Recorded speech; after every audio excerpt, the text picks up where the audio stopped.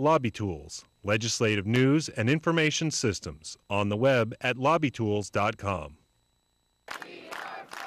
Immigration was by far the most contentious issue of the spring legislative session.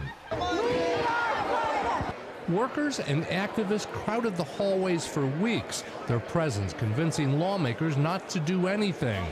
But Governor Rick Scott calls that lack of action a mistake. He says he's going to try again in January. I still believe that if you are here illegally and you're violating our laws, we ought to be able to ask you if you're legal or not.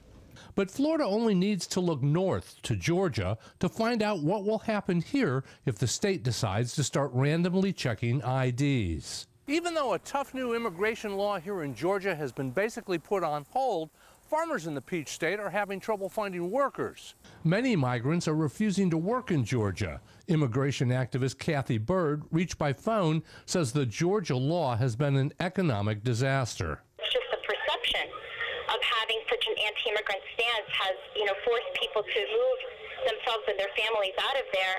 And there's already been hundreds of millions of dollars of losses in agriculture. The activists say they have been meeting with lawmakers since May, and they say they'll be back in the Capitol in force if Scott persists in bringing immigration back a second time. In Tallahassee, I'm Mike Massalinda reporting.